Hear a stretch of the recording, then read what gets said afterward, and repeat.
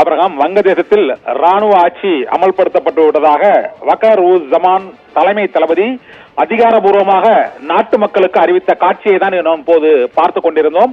வங்கதேச நாட்டில் அந்நாட்டின் தந்தை என்று போற்றப்படும் ஷேக் முஜிபுர் ரஹ்மானின் மகள் ஷேக் ஹசீனா பிரதமராக பொறுப்பு வகித்து வருகிறார். அங்கு விடுதலை போராட்டத்தில் பங்கேற்ற தியாகிகளின் வாரிசுகளுக்கு அதிக இடஒதுக்கீடு அளிக்கப்படுவதை எதிர்த்து கடந்த 2 மாத காலமாக தொடர்ந்து போராட்டம் நடைபெற்றது.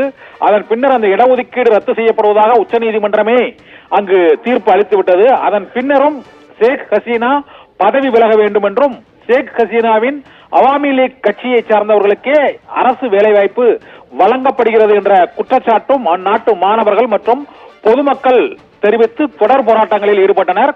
கடந்த 2 நாட்களாக நடைபெற்ற இந்த போராட்டத்தின் போது 100க்கும் மேற்பட்ட பாதுகாப்பு படையினரும் மாணவர்களும் அங்கு கொல்லப்பட்டனர். தொடர்ந்து நிலைமை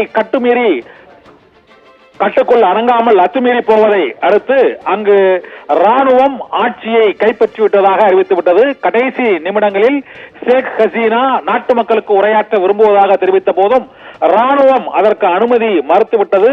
ராணுவத்தின் தலைமை தளபதி வகார் உஸ் ஜமான் தற்போது அவருக்கு 45 நிமிடம் கெடு விதித்து அவர் நாட்டை விட்டு வெளியேறுமாறு உத்தரவிட்டதாகவும் தகவல்கள் அந்நாட்டு செய்தி நிறுவனங்கள் வெளியிட்டுள்ள தகவல்கள் மூலமாக தெரிய வருகிறது. இதனால் அவர் இந்தியாவில் மணிப்பூர், திரிபுரா உள்ளிட்ட மாநிலங்களில் அவருக்கு அடைக்கலம் அளிக்கப்படலாம் என்று எதிர்பார்க்கப்படுகிறது.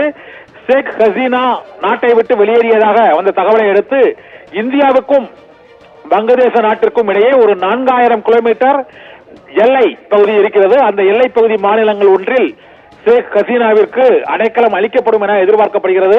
வங்கதேசத்தில் வன்முறை கலவரம் வெடித்ததால் அந்நாட்டு பிரதமர் ஷேக் ஹசீனா நாட்டை விட்டு வெளியேறிவிட்டதாக அந்நாட்டு ராணுவம் உறுதிப்படுத்தி இருக்கிறது.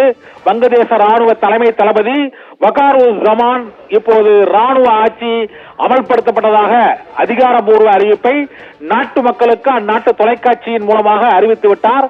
இதனால் வங்கதேசத்தில் இப்போது ராணுவ ஆட்சி அமலுக்கு வந்திருக்கிறது. அப்ரஹாம்.